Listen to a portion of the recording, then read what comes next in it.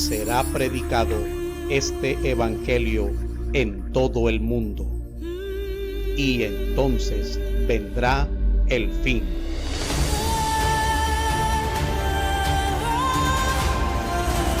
Iglesia Bíblica Pacto Eterno.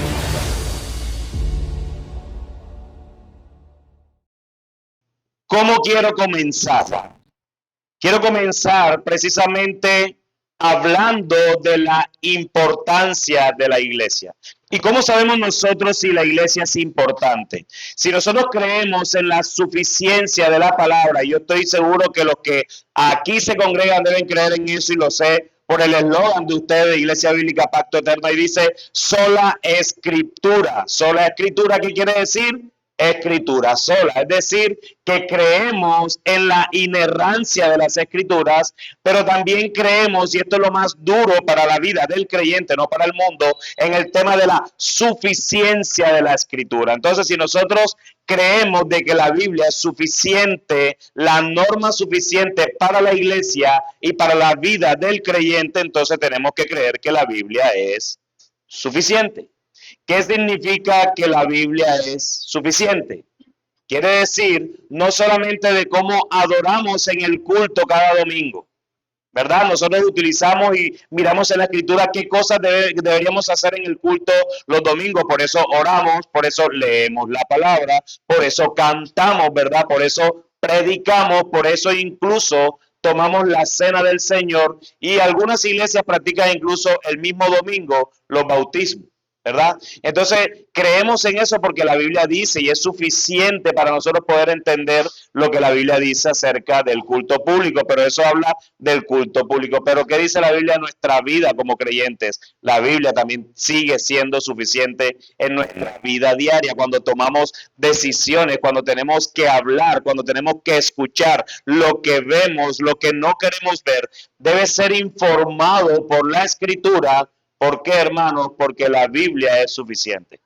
Entonces, si tú y yo creemos que la Biblia es suficiente para todos los asuntos, entonces yo quiero que podamos entender que la Biblia es suficiente para entender lo que significa la iglesia y su importancia, ¿verdad? Las escrituras describen a la iglesia como la niña de su ojo. ¿De cuál ojo? Del ojo de Dios. Eso lo encontramos en Zacarías capítulo 2, versículo 8. Y yo sé que no nos va a dar tiempo para leer cada uno de los textos de manera pasiva o más lenta, porque si no nos podemos ir a las 2, 3 de la mañana. Si ustedes están dispuestos, yo también, no tengo afán. Yo me vine para mi casa para Barranquilla y yo no me voy a volver ahora. Así que yo no tengo problema de quedarme, ¿verdad? Pero también dice la escritura que la iglesia es la esposa y el cuerpo de Cristo. Pero ¿qué más dice la escritura de la iglesia? Dice que es el templo de Dios. Eso lo podemos encontrar en la primera carta que el apóstol Pablo escribe a los Corintios, en el capítulo 3, versículo 16. Pero también dice que la iglesia es el gozo de toda la tierra. El Salmo capítulo 48, versículo 2. Y la madre de todos los creyentes, Gálatas capítulo 4, versículo 26. Así que pues la iglesia es importante para Dios, como son los que pertenecen a la iglesia, quienes son sus hijos. Cuando estoy hablando de la iglesia de manera general, estoy hablando de la iglesia universal. ¿Qué significa eso? Todos los creyentes en toda la era de la humanidad, desde Adán hasta que Cristo vuelva. Esa es la iglesia universal. Y esa iglesia universal que es invisible para nosotros, porque nosotros no conocemos a todos los creyentes de la humanidad. De hecho, ustedes no conocieron a Adán, ni yo tampoco. Esa iglesia invisible se ve manifestada visiblemente a través de iglesias locales que están en sitios ubicados como lo es Iglesia Bíblica Pacto Eterno. Así que la iglesia es importante para Dios, porque son los hijos de Dios, pero también lo es para Cristo, porque es su cuerpo y es su esposa. Cristo es la cabeza de la iglesia y por lo tanto el cuerpo somos nosotros como iglesia, pero también lo es para el Espíritu Santo, porque el Espíritu habita en la iglesia, pero también la iglesia es importante para el mundo. ¿Saben por qué? Porque la iglesia es sal y luz del mundo. Es decir, que la iglesia sale al mundo todos los días en misión para ser sal y luz. Tú te vienes y te alimentas cada domingo aquí con la palabra de Dios y de lunes a sábado tú estás en misión. Tú estás en tu trabajo, tú estás en tu universidad, tú estás en tu casa con los vecinos, tú estás en donde el Señor te tiene toda la semana y allí tú tienes que ser sal y tienes que ser luz, ¿verdad? Así que para el mundo también la iglesia es importante, pero también para el pueblo de Dios que somos nosotros mismos como lugar de culto y de alimento. Así que si nosotros podemos ver dentro de la escritura la importancia de la iglesia, podemos entonces entender lo que significa la iglesia para Dios, no para los hombres. La iglesia no es lo que nosotros pretendemos que la iglesia sea. La iglesia es lo que Dios ya ha dicho desde la eternidad que es la iglesia. Amén. ¿Hasta ahí está claro? Por lo tanto, el detalle de todas estas conferencias son importantes y están apuntando hacia la misma importancia que la iglesia tiene. Por eso hoy les quiero hablar de la formación de la iglesia, ¿verdad? Y tal vez si nos da tiempo, no sé, ya yo estoy sometido al pastor de ustedes, si hay un tiempo para preguntar, preguntas y respuestas, pues ya él lo determinará. Pero el día de mañana estaremos viendo dos charlas más que tienen que ver con las imágenes de la iglesia y con las marcas de la iglesia. Eso será mañana por la mañana. Y mañana por la tarde vamos a ver una conferencia, una charla solo para mujeres, que es el rol de la mujer en la iglesia. Y finalmente, ya como cereza del pastel, lo más importante de todo este tiempo, que es la predicación de la palabra, el domingo, vamos a estar viendo cómo Cristo ama y purifica la iglesia a través del sermón. Esa va a ser la serie, básicamente, de lo que voy a estar enseñando, si así el Señor quiere, ¿verdad? Si el Señor me da fuerzas. Y, hermano, yo he estado esta semana un poco golpeado de mi voz, pero yo les voy a decir algo. Yo aquí vine a trabajar. Yo aquí vine a trabajarle al Señor. Así que no digan, ay, pobrecito, no va a tener voz. No importa que se le acabe la voz. Precisamente ustedes lo que necesitan es escuchar la voz de Dios, no la mía. Así que no tengan contemplación por eso. Así que al hablar de la formación de la iglesia, yo quiero hacerles una pregunta de estas que le llamamos pregunta rompehielos. Si a ti alguien te preguntara, que tú te encuentras en la calle y te pregunta, oye, ven acá, yo quiero hacerte una pregunta. ¿Cuándo se formó la iglesia? ¿Tú qué le contestarías? ¿Cuándo se formó la iglesia? Así de rapidez, así. ¿Cuándo se formó la iglesia? En Adán y Eva. ¿Cuándo se formó la iglesia? En Pentecostés dirías tú. Ella dijo en Adán y Eva. Ahí hay como 2000 años de diferencia. Gloria a Dios, ¿verdad? Eso es lo bueno. Esto es importante entenderlo, porque si no lo entendemos, a veces nuestro orgullo va a ser superior o va a querer, o nuestro corazón va a querer enaltecerse por algo que no entendemos bien. ¿Cuándo se formó la iglesia? Y yo lo primero que quiero es evitar dos extremos acerca de cuándo se formó la iglesia. El primero, decir que no había iglesia en el Antiguo Testamento. Ese es un extremo que es un error. Y dos, decir que no hay ninguna o poca diferencia entre la iglesia en el Antiguo Testamento y la iglesia en el Nuevo Testamento. Y mi intención en esta charla es tratar de evitar ambos extremos y sugiriendo que aunque la iglesia tiene raíces en el Antiguo Testamento, su manifestación formal y más plena tiene lugar en el Nuevo Testamento. Es decir, si nosotros podemos entender, y a ti te preguntan, ¿qué es la iglesia? Y tú puedes decir, la iglesia es el pueblo de Dios. La segunda pregunta que tú te debes hacer es, ¿en el Antiguo Testamento había pueblo de Dios? Sí, así es. Ella está diciendo sí. Y me gusta porque lo afirma, sí. ¿Sabe como quien dice, sí, qué? Así es.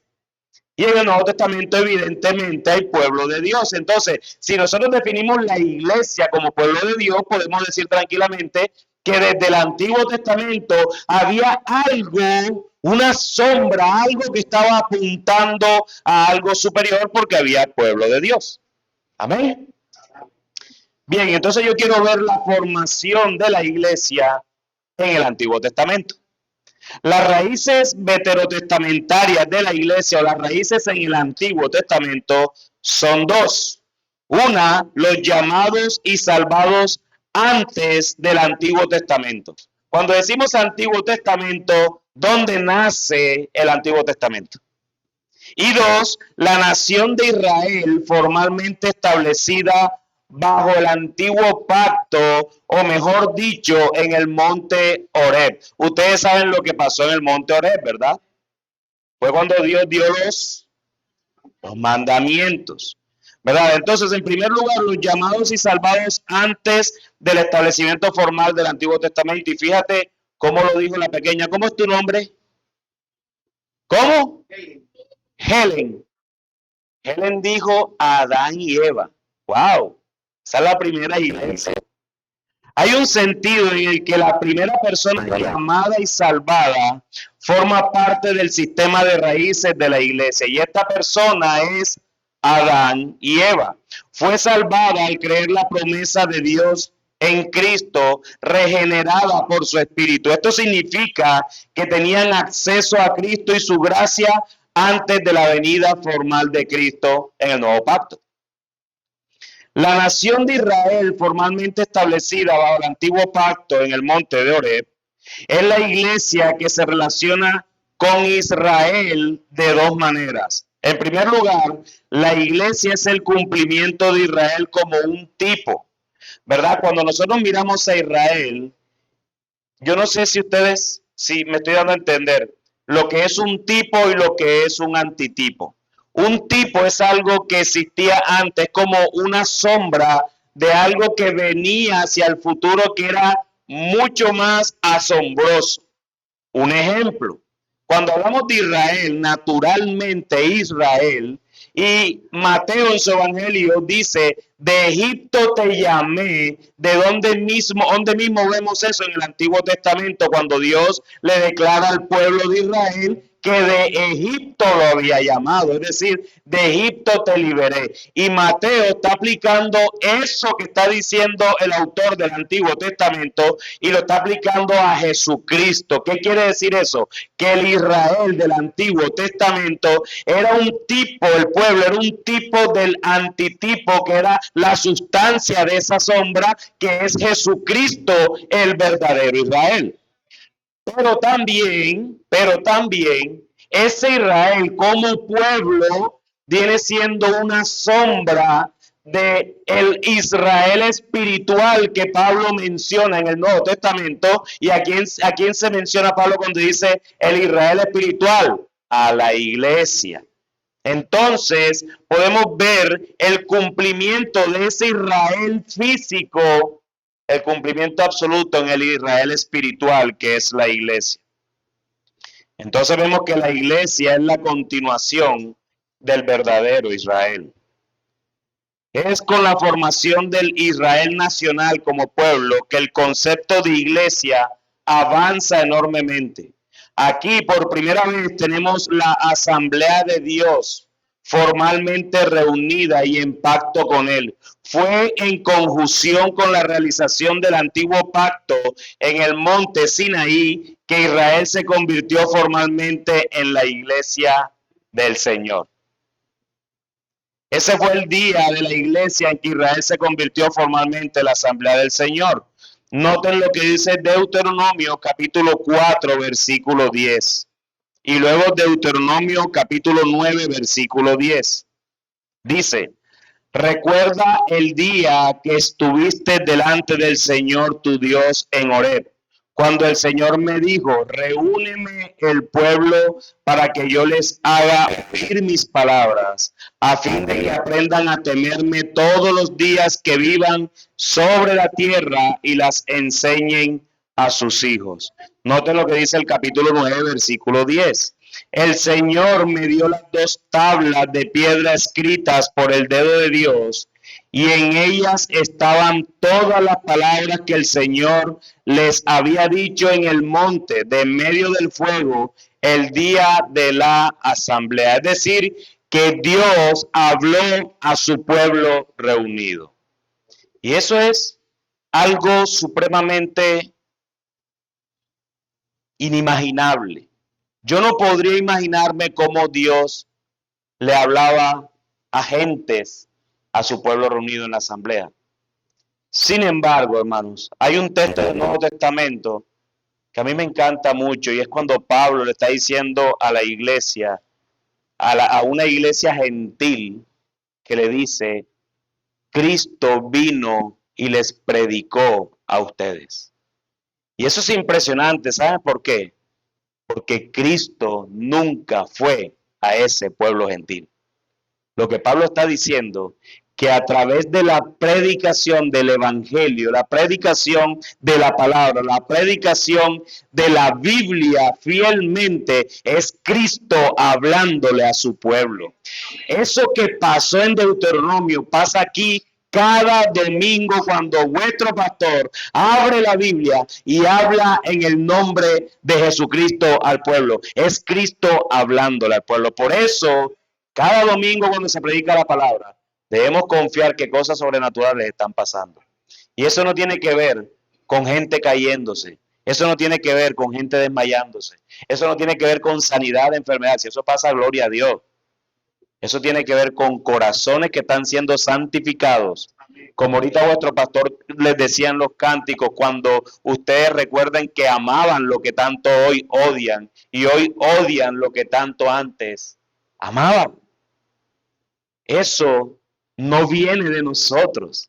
Eso viene de la santificación a través de la predicación de la palabra de Dios. Jesús oraba diciendo, santifícalos con tu verdad.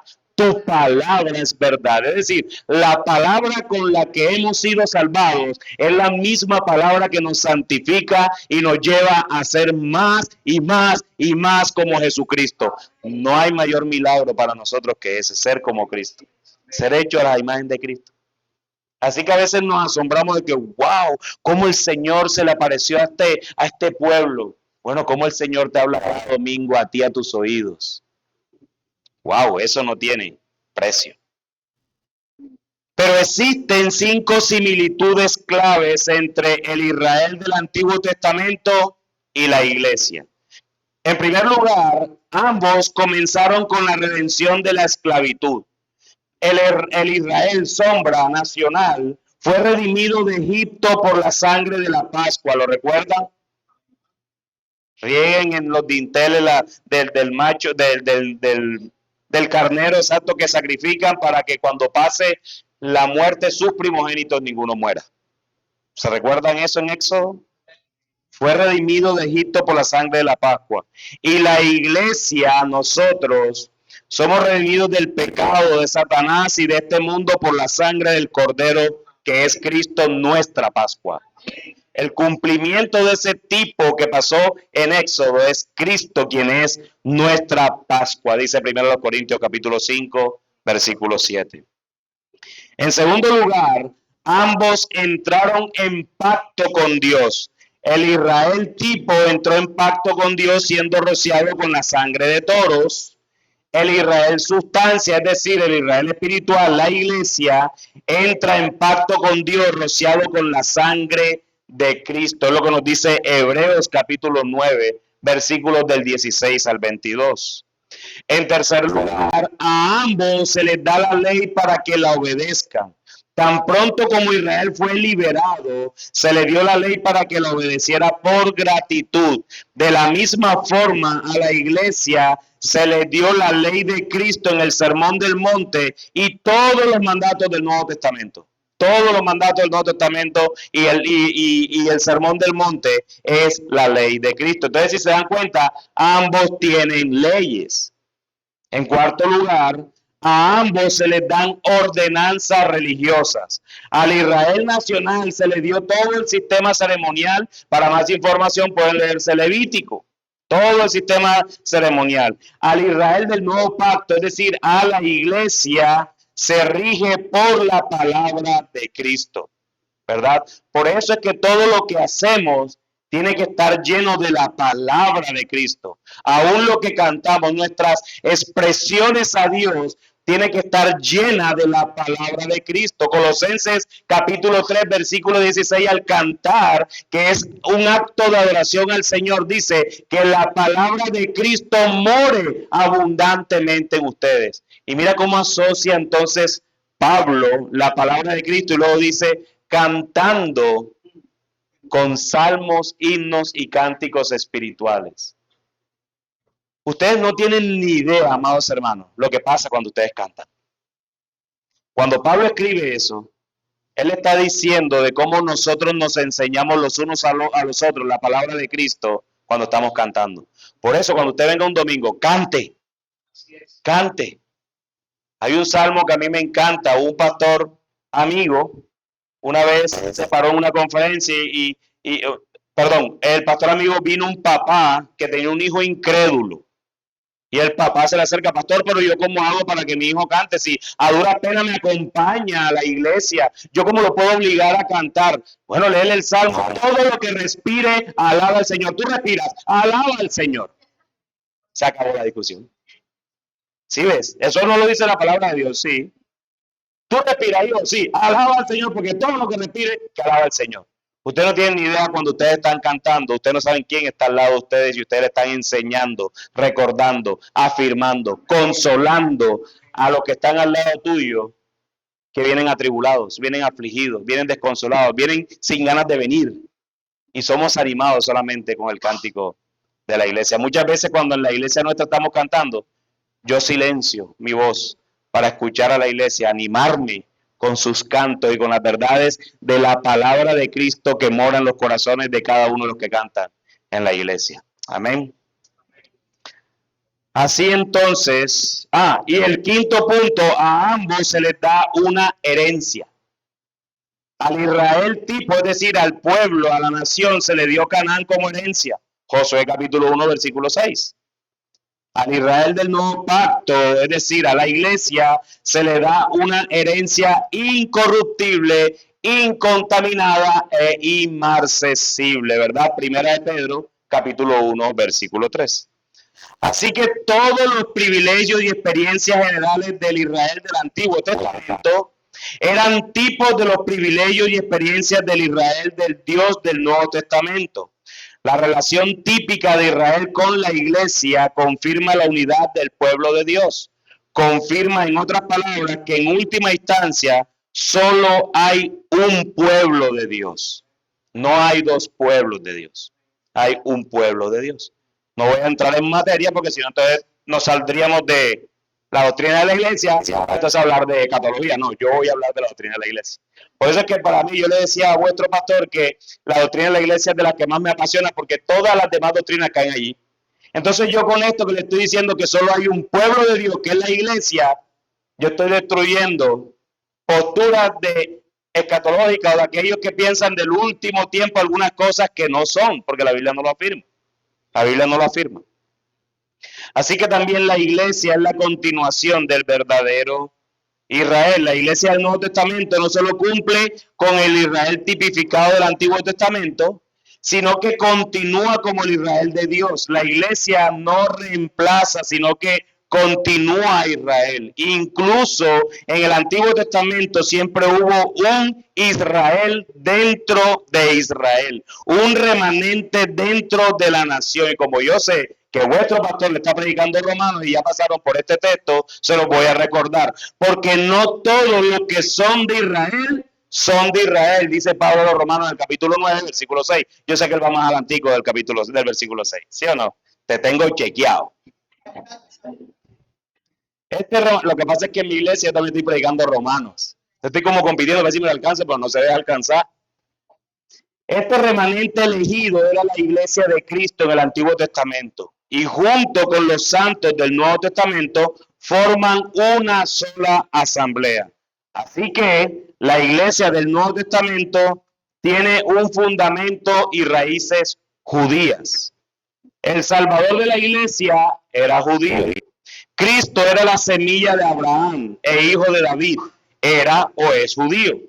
Los apóstoles de la iglesia eran judíos. La iglesia tiene un fundamento judío. La iglesia está construida sobre el cimiento de los apóstoles, dice la palabra de Dios. Ellos son el fundamento.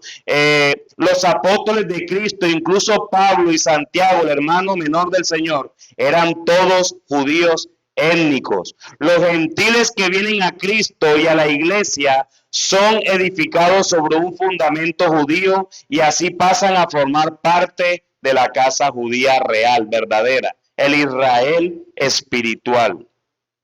Los primeros conversos de la iglesia, ¿de dónde eran? Judíos.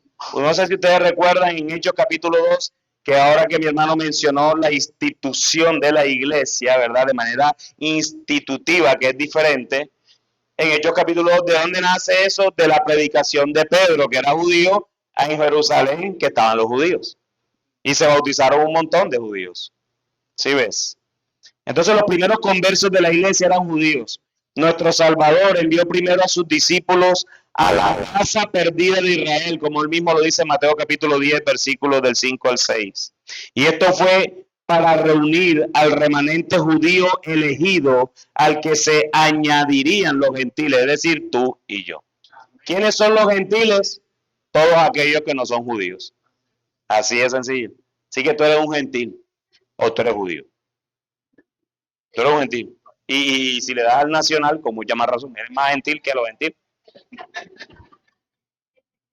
Los judíos son más junioristas. Bien, hasta allí entonces podemos ver la formación de la iglesia en el Antiguo Testamento, pero ahora vamos a ver su formación en el Nuevo Testamento. Lo que yo dije al inicio con respecto a la diferencia es no caer en el error de que es similar lo que vemos en el Nuevo Testamento a lo que había en el Antiguo Testamento.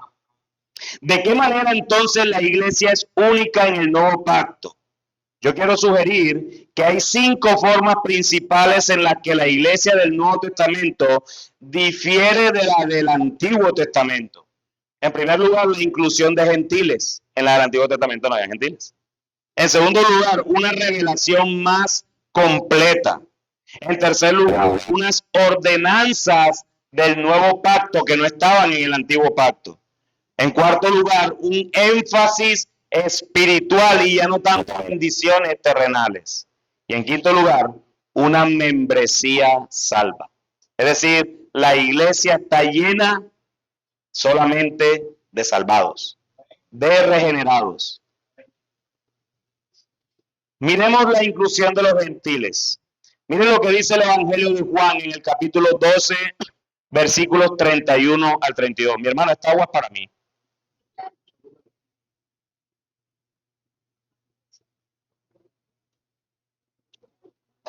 Juan capítulo 12, versículos 31 al 32. Miren lo que dice, ya está aquí el juicio de este mundo. Ahora el príncipe de este mundo será echado fuera. Y yo, si soy levantado de la tierra, atraeré a todos a mí mismo. Pero miren lo que dice Apocalipsis capítulo 20 del 1 al 3. Y vi a un ángel que descendía del cielo con la llave del abismo y una gran cadena en su mano. Prendió al dragón, la serpiente antigua, que es el diablo y Satanás, y lo ató por 1000 años, y lo arrojó al abismo, y lo cerró y lo selló sobre él, para que no engañara más a las naciones, hasta que se cumplieran los 1000 años. Después de esto debe ser desatado por un poco de tiempo. Si nosotros miramos estos dos pasajes, describen el mismo acontecimiento. ¿Cuál es el acontecimiento que está ocurriendo aquí? La expulsión y la atadura de Satanás. Esto tuvo lugar en la cruz de Cristo. Por eso es que Juan dice, si fuere levantado de la tierra, crucificado, atraeré a mí mismo a todos los hombres, es decir, judíos y gentiles. A través de su obra en la cruz, Cristo ató a Satanás o limitó el engaño de Satanás para que saque su casa, rescate a los gentiles de su esclavitud. Por eso es que esa falsa doctrina que se predica de la prosperidad, que tiene que ver mucho con Satanás, que si tú no prosperas es porque el diablo te tiene atado, eso es una mentira del mismo diablo. Así es. El Señor nos ha libertado, no lo cantábamos hace unos minutos, hay libertad. No le voy a quitar el puesto al pastor, pero yo también hago esto también en la iglesia porque no me quieren meter en el grupo de alabanza. Yo sigo insistiendo a ver si la iglesia me aplaude. Nada, no he podido. Pero cuando uno declara, dice, de hecho la canción dice declara la libertad, tú estás declarando que eres libre. Y los que somos libres para siempre. No es que somos libres por un rato, el fin de semana Satanás me ató. Nada, Satanás no tiene poder sobre el creyente. Miren, a veces este texto lo miramos como con miedo. Yo no sé si ustedes recuerdan este texto del Nuevo Testamento, cuando Jesús mismo da la promesa a la iglesia diciendo que las puertas del Hades no prevalecerán contra la iglesia. Y yo no sé por qué razón, yo creo que tiene que ver con todo esto que nos han enseñado por muchos años atrás. ¿Por qué razón miramos ese texto como si la iglesia estuviera arrodillada a Satanás? Lo que Jesús está diciendo es que las puertas del Hades nunca van a prevalecer sobre la iglesia. Es decir, que la iglesia está sacando gente desde los infiernos a través de la predicación de la palabra, porque las puertas del Hades nunca van a prevalecer sobre la iglesia. Así que cuando tú predicas, tienes que predicar con la convicción de que estás sacando por las rodillas personas del infierno. Tú te estás quemando tus manos con las llamas del infierno a aquellos que deleitosamente están yéndose hacia allá a través de la predicación de la palabra de Dios, la cual es la única que tiene poder para salvar y nada más. Debemos creerlo, porque si vamos a predicar sin convicción, mejor quédate viendo Netflix, Prime y todas estas cosas que hay ahora. Predica con convicción de que las puertas del Hades nunca prevalecen sobre la iglesia. Esto es lo que quiere decir que el diablo está atado y mientras nosotros predicamos, estamos saqueando su casa, robándole gente al diablo de las puertas del infierno. ¿O cómo puede uno entrar en casa de un hombre, dice Jesús, de un hombre fuerte y saquear sus bienes si primero no ata al hombre fuerte? Y entonces saqueará su casa. Hasta el nuevo pacto, Dios permitió a todas las naciones andar por sus propios caminos.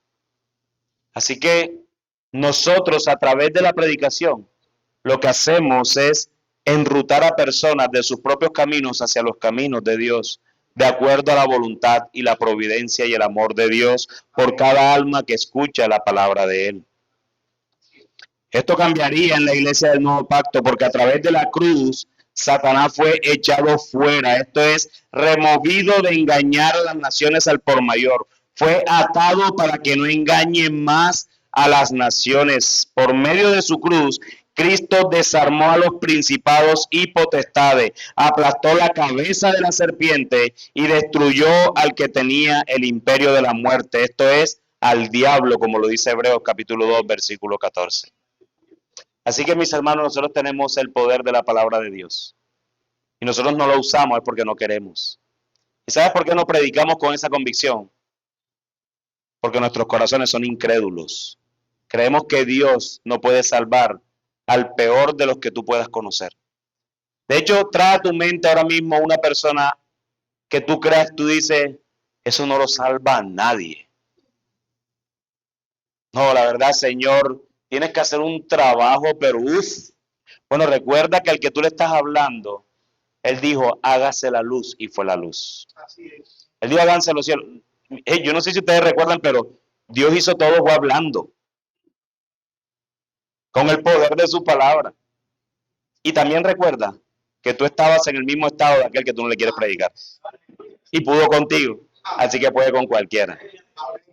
¿Cierto que sí? Bien, en segundo lugar, entonces tenemos la revelación más completa. Mateo capítulo 11, versículos del 10 al 12 dice, este es de quien está escrito, he aquí yo envío mi mensajero delante de tu faz, quien preparará tu camino delante de ti.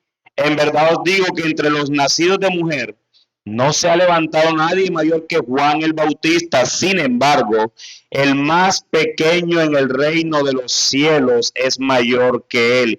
Y desde los días de Juan el Bautista hasta ahora, el reino de los cielos sufre violencia y los violentos lo conquistan por la fuerza. Mira, a mí este texto me encanta. ¿Saben por qué? Porque todos admiramos a Juan el Bautista. De hecho, si estuviéramos en Noche de Testimonios, estuviera aquí Juan el Bautista, tremendo testimonio.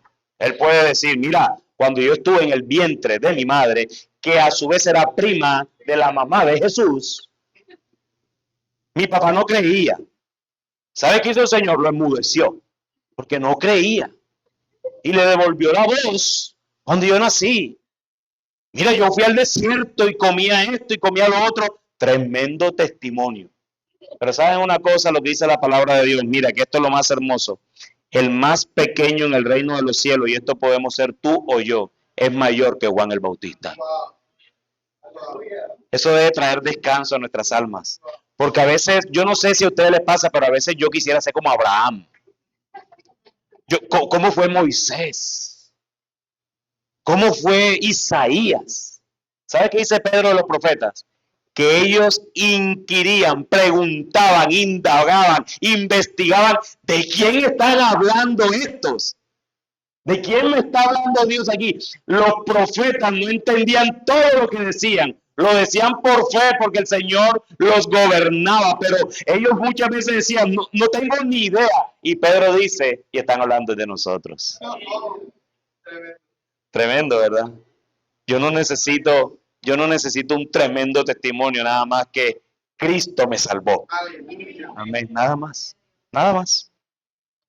Aunque la sustancia de las escrituras del Antiguo y del Nuevo Testamento es la misma, es decir, Cristo, el Nuevo Testamento es más completo y definitivo. A los santos del Antiguo Testamento se les fue revelando de manera progresiva una promesa. Es decir, desde Génesis capítulo 3, versículo 15, después de la caída de Adán y Eva, Dios mismo predica el Evangelio por primera vez. Ustedes no lo sabían. Yo estoy diciendo algo que no hay. Porque el primero que predicó el Evangelio en el mundo fue Dios. En Génesis capítulo 3, versículo 15. ¿Alguien de aquí lo puede leer, por favor, ese texto? El primero que predicó el Evangelio en el mundo fue Dios mismo. Ah.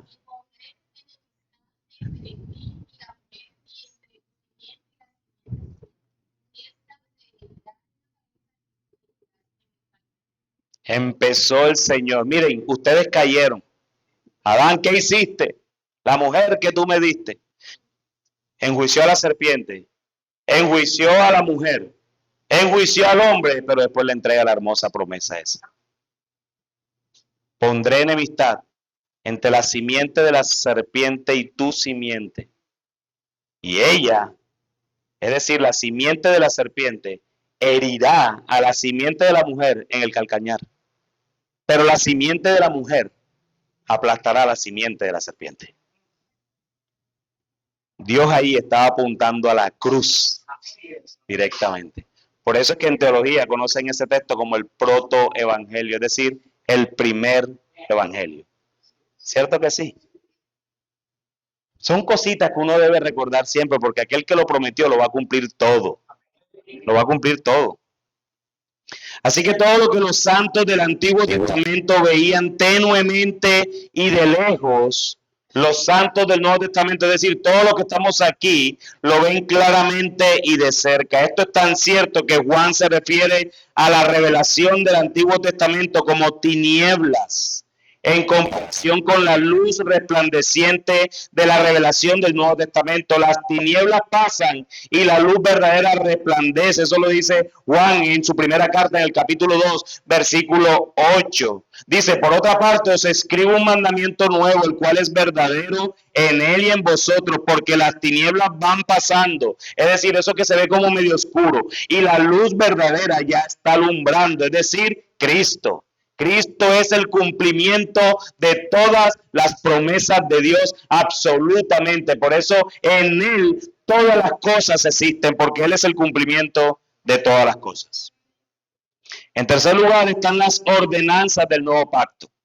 Las ordenanzas del nuevo pacto no son las mismas del antiguo pacto. Digo pues, dice Pablo a los Gálatas en el capítulo 4, versículo 1 al 3. Digo pues, mientras el heredero es menor de edad, en nada es diferente del siervo, aunque sea el dueño de todo, sino que está bajo guardianes y tutores hasta la edad señalada por el padre. O sea, lo que Pablo está aquí haciendo es una analogía de que aquellos que pueden heredar algo, pero que son menores de edad, no pueden hacer nada, sino que ellos necesitan un tutor, ¿verdad? Alguien que los guíe. Eso es lo que significa el tutor y el texto que Pablo usa a los Gálatas, alguien que los guíe. Entonces, Pablo y Gálatas y en Galacia podían preguntar, bueno, ¿pero por qué Pablo está diciendo esto? Él dice, así también nosotros, mientras éramos niños, estábamos sujetos a servidumbre bajo las cosas elementales del mundo. Es decir, lo que Pablo está diciendo es que mientras él era judío, las cosas elementales eran todas las leyes del antiguo pacto. Y cuando él conoció a Cristo, ahora ya él no necesita esa guía porque tiene el poder del Espíritu Santo que habita en él y que lo guía para siempre hasta la muerte. Así que la diferencia entre la iglesia del Antiguo Testamento y la del Nuevo es la madurez. Es la madurez. En el Antiguo Testamento la iglesia estaba en su infancia y por lo tanto necesitaba los tipos y sombra. Miren, yo no sé si ustedes recuerdan la historia de Abraham, que él negó a Sara 2 veces como su mujer. 2 veces la negó. Y aquí cualquier esposo, ¿quiénes son esposos aquí, por favor? Esposos. ¿Ustedes serían capaces de negar a su mujer? ¿Ah? Jamás, ¿verdad? ¿Ustedes por qué la van a negar? Porque es que a ustedes se les ha revelado más. Abraham estaba lleno de temor. No lo justificaba, pero él no tenía todas las promesas que nosotros tenemos cumplidas en Cristo. Nosotros teníamos por cierto de que Cristo ya vino, se encarnó, vivió como tú y yo teníamos que vivir, murió como tú y yo merecíamos, resucitó, caminó resucitado, ascendió a los cielos y ahora está sentado a la diestra de Dios. Abraham no tenía esa verdad. Y sin embargo, te pregunto ahora, ¿estos que alzaron la mano tienen hijos? ¿Quiénes tienen hijos de ustedes también? Los que alzaron la mano. Tú sacrificarás a tu hijo. Porque Abraham lo hizo. Abraham iba a sacrificar a su hijo simplemente porque Dios le dijo, sacrifícalo. Yo no sé si ustedes recuerdan esa historia, pero parte de lo que a mí me asombra de la fe de Abraham es que cuando él le dice a los siervos, espérennos aquí, miren lo que él dice, espérennos aquí que ya nosotros regresamos. Yo no sé, pero Abraham tenía una fe incalculable porque él no sabía qué iba a pasar, pero lo que sí sabía es que él iba a devolverse con su hijo. Así él tuviera que resucitarlo entre los muertos porque él había puesto la fe en el Dios Todopoderoso que podía traer vida a los muertos. Y tú irías a sacrificar a tu hijo si una voz te saliera del cielo diciéndote, sacrifícame a tu hijo. ¿Tú qué le responderías? Yo diría, Señor, tú no eres Dios, porque ya tú proveíste cordero para ti. Eso es lo que significa el Jehová Jireh. El Jehová Jireh no significa que Dios te va a dar todo lo que tú necesitas. El Jehová Jireh de Génesis significa que Dios se proveería para sí mismo. Y Él se proveyó cordero. ¿Sí ven cómo distorsionan la Biblia? Jehová Jireh, hermano. Hermana, que estoy pasando una situación. Jehová Jireh. No, eso es herético.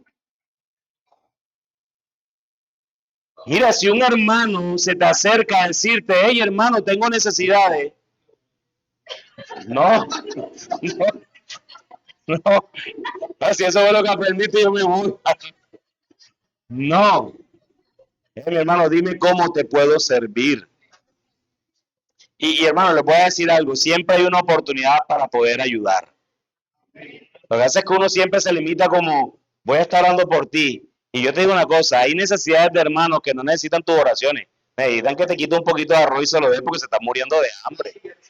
Ese es el punto. A veces nosotros sí, hermano, yo voy a orar por ti 10, 3 días que no comes. No, yo voy a orar por ti para que tu fe no falte. Mi hermano, no seas duro. Deja de comer tú un poco y dale al hermano. Dios te lo mostró, fue a ti, no al otro. Mira, cuando la necesidad viene a ti, Dios quería que tú la enfrentaras con esa persona. ¿Sí ven? No, se va a ir. No, no, no. ¿Quién dijo así? Fuiste tú, hermano. Fuiste tú. No, yo sé que el hermano no está hablando serio, pero el punto es que ese texto es más poderoso que para lo que lo utilizan hoy en día. Dios se proveyó su propio cordero y gracias al cordero de Dios que quita el pecado del mundo, nosotros hoy podemos gritar aleluya, Señor, porque Dios es poderoso. En cuarto lugar, la diferencia abismal es que hay un énfasis espiritual en la iglesia. Salmo capítulo 37, versículo 11 dice, mas los humildes poseerán la tierra. Ahí el salmista está hablando de Canaán, porque era lo que conocía. Pero miren lo que dice el mismo Señor en el Sermón del Monte, en Mateo capítulo 5, versículo 5. Bienaventurados los humildes, porque ellos heredarán la tierra. Y está hablando del nuevo cielo y la nueva tierra, están hablando del cielo. Bendito sea el Dios y Padre de nuestro Señor Jesucristo, quien nos bendijo con toda bendición espiritual en los lugares celestiales en Cristo Jesús. Efesios capítulo 1. ¿Verdad? ¿Sabe qué significa? ¿Sabe por qué yo cada vez que leo ese texto me da algo aquí que me erizo? ¿Saben por qué? Porque ese texto está diciendo que aunque todavía no estoy allá, Dios en su mente y en la eternidad, estoy sentado con Él y con Cristo. Eso es seguro para el creyente. Eso es seguro. La iglesia en el Antiguo Testamento se caracterizaba por las cosas terrenales. Muchas promesas tenían dimensiones físicas y temporales. Este énfasis en las cosas temporales era tipo de las verdades espirituales y eternas. Larga vida, salud y riqueza fueron prometidas a los santos en el Antiguo Testamento, basadas en la obediencia. Obedece, te bendigo, desobedece, te maldigo. Esas eran las promesas del Antiguo Testamento. Estos tipificaban o ensombrecían la vida espiritual, la salud y la riqueza. Los elementos físicos como David, como Jerusalén y los enemigos, todos encuentran su antitipo espiritual en Cristo, la nueva Jerusalén y los enemigos espirituales. Juan Calvino dice, el Señor de antaño quiso que su pueblo dirigiera y elevara su mente a la herencia celestial. Sin embargo, para alimentarlos mejor en esta esperanza, la exhibió para que la vieran y, por así decirlo, la saborearan bajo los beneficios terrenales. Pero ahora que el Evangelio ha revelado con mayor claridad la gracia de la vida futura, el Señor conduce nuestras mentes a meditar en ella directamente, dejando de lado la forma inferior de entrenamiento que usó con los israelitas. En resumen, Juan Calvino está diciendo, ellos estaban en entrenamiento, nosotros estamos en la vida real. Ellos eran a suplentes, nosotros somos titulares. El fútbol. Y eran del Junior, no del Nacional. Todo eso está quedando grabado, ¿verdad? Que se entienda en el mundo que yo soy hincha del Junior.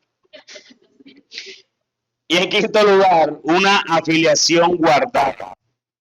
Miren este texto tan hermoso que está desde el Antiguo Testamento y mira cómo este texto de Jeremías apuntaba a la iglesia. Jeremías 31, del 31 al 34, dice así. He aquí, vienen días, declara el Señor, en que haré con la casa de Israel y con la casa de Judá un nuevo pacto. La palabra en el Antiguo Testamento ya se venía usando el nuevo pacto, ¿verdad? No como el pacto que hice con sus padres el día que los tomé de la mano para sacarlos de la tierra de Egipto. Mi pacto que ellos rompieron, aunque fui un esposo para ellos, declara el Señor. Porque este es el pacto que haré con la casa de Israel después de aquellos días, declara el Señor. Pondré mi ley dentro de ellos y sobre sus corazones la escribiré. Y yo seré su Dios y ellos serán mi pueblo. Y no tendrán que enseñar más cada uno a su prójimo y cada cual a su hermano diciendo, conoce al Señor, porque todos me conocerán, desde el más pequeño de ellos hasta el más grande, declara el Señor, pues perdonaré su maldad y no recordaré más su pecado. Esto está hablando de la iglesia. Solamente en la iglesia es que hay corazones regenerados en el cual la ley de Cristo habita en nuestros corazones.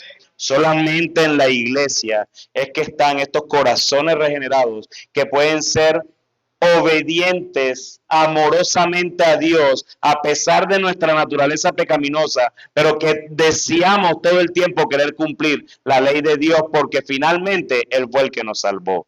Solamente la iglesia puede vivir esto. Solamente los que pertenecen a la iglesia universal a través de las iglesias locales que hay en el mundo en donde la palabra fiel es predicada.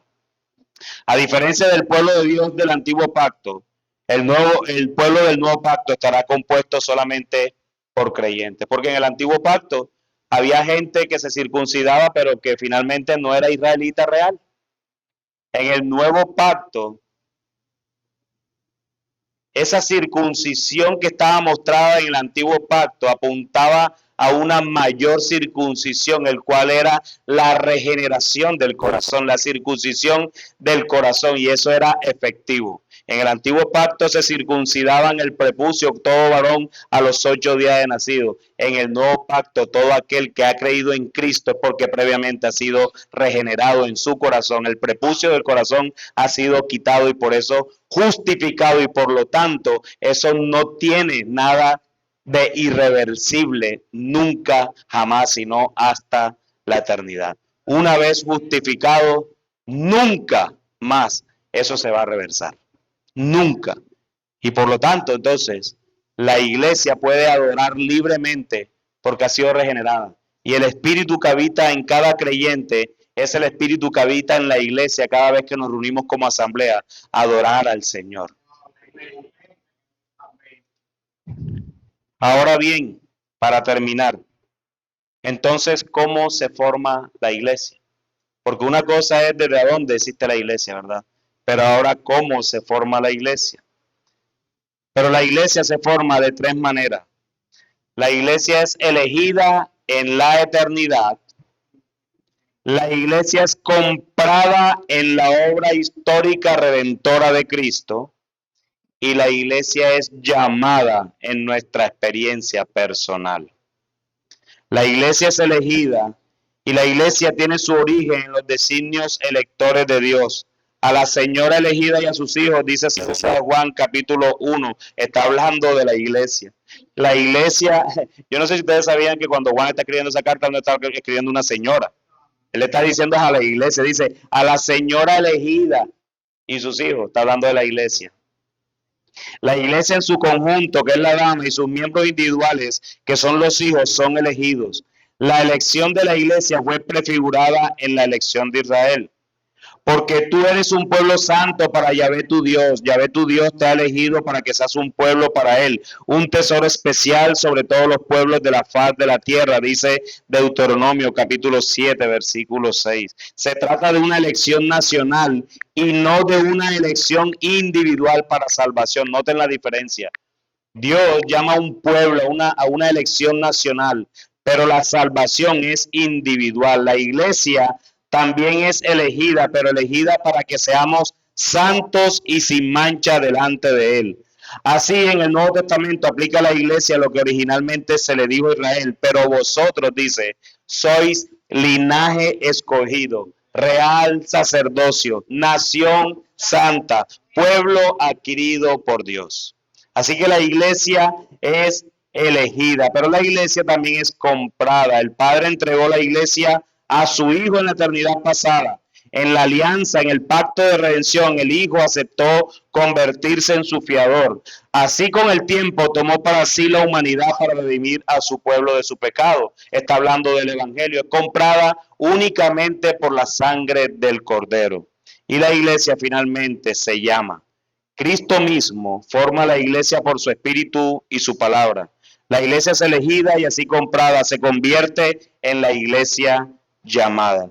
Dice Sam Waldron, la iglesia se origina pues por la agencia divina del llamamiento eficaz. Así que consideremos tres cosas sobre esta llamada.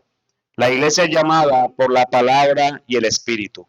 La palabra predicada, cuando los pastores predican la palabra en la iglesia, está llamando a los inconversos y está santificando al pueblo de Dios.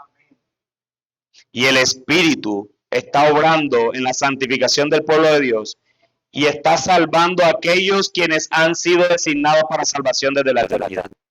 Él está haciendo la obra.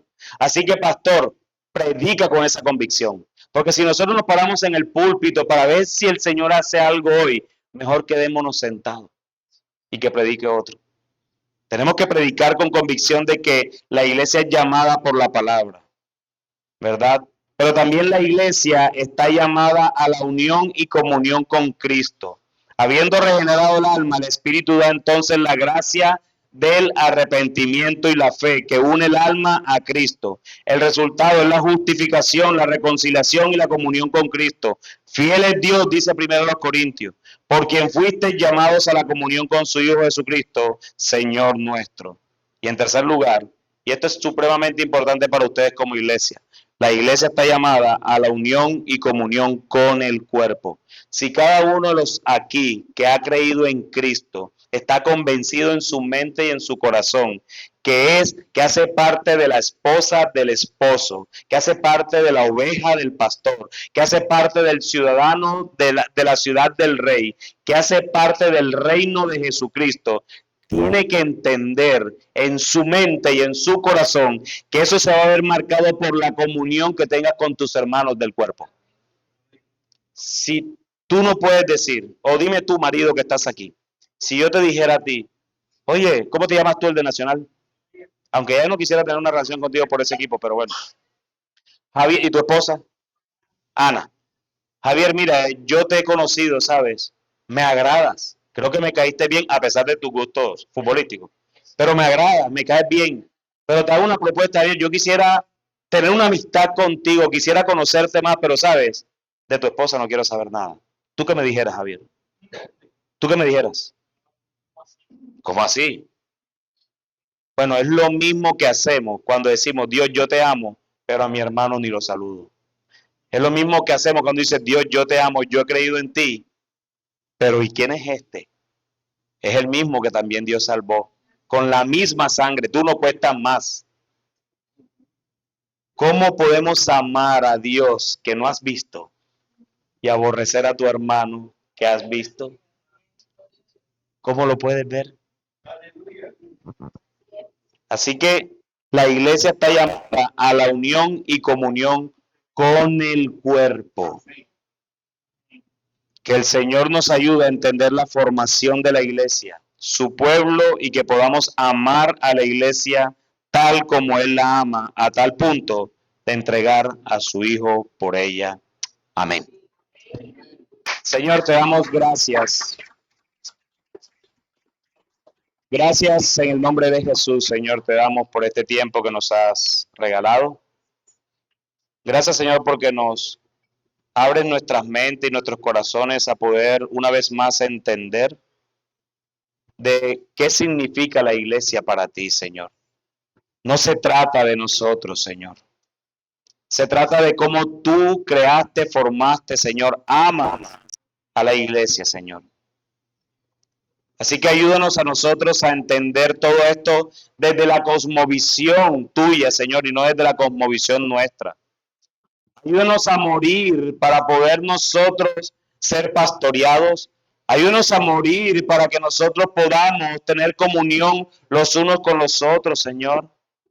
Que no vengan a nuestras mentes y a nuestros corazones tales frases como yo no tengo nada que hablar con ese hermano, con esa hermana. No tenemos nada en común, Señor. Yo que puedo hablar con esas personas cuando yo tengo esto y ellos no tienen eso, cuando ellos tienen esto y yo no tengo esto, Señor. Que tú puedas recordar cuando esas mentes quieran pensar allí que Cristo no tenía nada en común con ninguno de nosotros. Y aún así, Él decidió venir a morir por personas que no tenían nada en común con Él. Porque Él es el Rey, nosotros somos los súbditos, Señor.